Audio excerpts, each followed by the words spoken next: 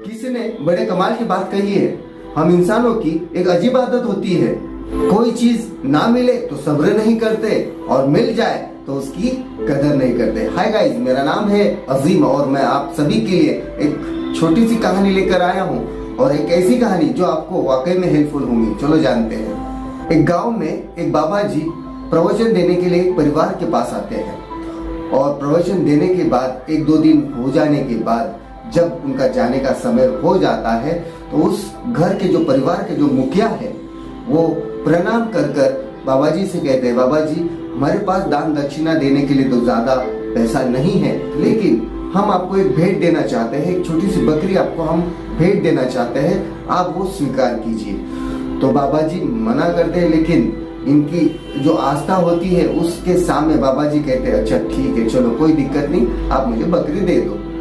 तो बाबा जी वो बकरी लेकर चलते हैं। चलते चलते बकरी उन्हें बहुत परेशान करती है, तो वो सोचते हैं कि एक काम करता हूँ, इस बकरी को अपने कंधे पर बिठा लेता हूँ जिससे मुझे भी चलने में आसानी होगी। बाबा जी उस बकरी को लेकर आगे निकलते हैं। एक दूर पहाड़ी पर 3 ठग बैठे हुए होते हैं और वो 3 ठग ये देखते हैं कि महाराज अपने कंधों पर एक बकरी लेकर आ रहे हैं, तो बड़े खुश हो जाते हैं और कहते हैं कि आज तो हमें लंच में बकरी मिलने वाली है, तो चलिए इनको ठगते हैं। तो प्लान तैयार करते हैं और छुप जाते हैं। वो तीनों अलग अलग जगहों पर छुप जाते हैं। जो पहला इंसान छुपा है वो सामने आ जाता है और बाबा जी से कहता है, प्रणाम बाबा जी, आप जैसे महान व्यक्ति इस कुत्ते को आपके कंधे पर लेके जा रहे हो, ये कुछ समझ नहीं आ रहा है। तो बाबा जी कहते हैं, पागल हो क्या, ये बकरी है और मैं बकरी को लेके जा रहा हूँ, तुम्हें दिखाई नहीं देता? तो वो इंसान कहता है कि बाबा जी मैंने जो देखा मैंने वो आपको कहा, बाकी आपकी मर्जी, और आगे जाकर मुस्कुराने लग जाता है। बाबा जी गुस्से में आकर कहते हैं कि कैसे कैसे इंसान है, उनको बकरी भी नजर नहीं आ रही, और बाबा जी अगले सफर के लिए निकलते हैं। कुछ देर आगे चलने के बाद दूसरा ट्रक सामने आ जाता है और फिर से बाबा जी को प्रणाम करते हुए कहता है, प्रणाम बाबा जी, आप इतने महान व्यक्ति हो और आप इस मरे हुए बछड़े को कंधे पर लेकर जा रहे हो, मुझे कुछ समझ में नहीं आ रहा। तो बाबा जी फिर गुस्से में आते हैं और कहते हैं, अरे मूर्ख, तुम्हें नजर नहीं आ रहा, ये बकरी है और तुम इसे मरा हुआ बछड़ा कह रहे हो? तभी वो ठग महाराज से कहता है, महाराज मैंने जो देखा मैं आपको कह रहा हूँ, बाकी आपकी मर्जी, आप जो चाहे वो, आप ज्ञानी बाबा हो। ये कहकर आगे निकलता है और मुस्कुराने लग जाता है। बाबा जी को और गुस्सा आता है। बाबा जी और आगे चलते हैं। कुछ देर और चलने के बाद तीसरा ठग जो छुपा था वो भी सामने आता है और दंडवत प्रणाम करता है, महाराज, बाबा जी नमस्कार, लेकिन मैं पहली बार देख रहा हूं कि कोई इंसान अपने कंधे पे गधे को लेकर जा रहा है। अब बाबा जी का पारा सर के ऊपर चला जाता है और चिल्लाते हुए कहते हैं, अरे मूर्ख इंसान, तुम्हें नजर नहीं आ रहा है, मैंने एक बकरी अपने कंधे पर ली है। तब वो इंसान कहता है, ठग कहता है, बाबा जी मैंने जो देखा मैंने आपको बताया, बाकी आपकी मर्जी, आप गधे को लेके जाओ या किसी और को लेके जाओ, आपका कंधा आपका सफर। तो ये कहकर प्रणाम कर कर वो आगे निकलता है और हंसने लग जाता है। कुछ कदम चलने के बाद बाबा जी को शक आने लगता है, पहले वाले इंसान ने मुझे इसको कुत्ता कहा, दूसरे वाले इंसान ने मरा हुआ बछड़ा कहा और ये इंसान मुझे कह रहा है कि मैं गधे को लेके जा रहा हूँ, ये वाकई में बकरी है या कोई शैतान?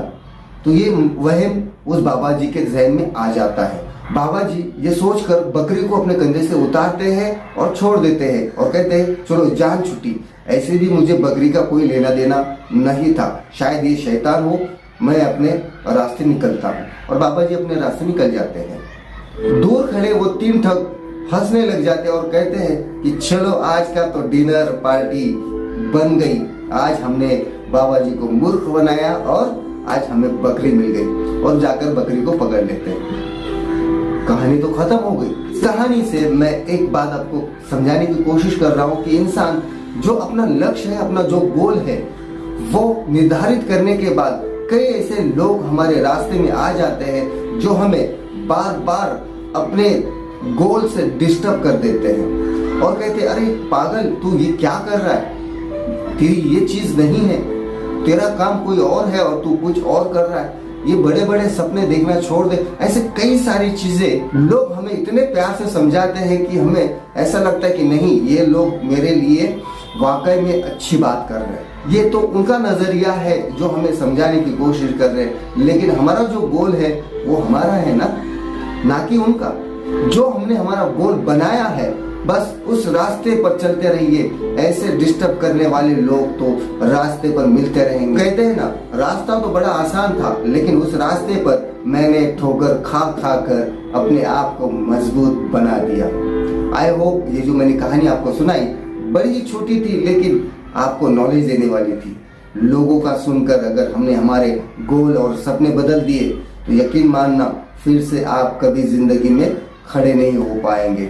अगर आपको जिंदगी में आगे बढ़ना है तो अपने कदम आगे रखिए। ऐसे ही मजेदार कहानियां मैं आप सभी के लिए लाता रहूंगा। बने रहे अजीम के साथ और लाइक शेयर कमेंट्स करते रहिए।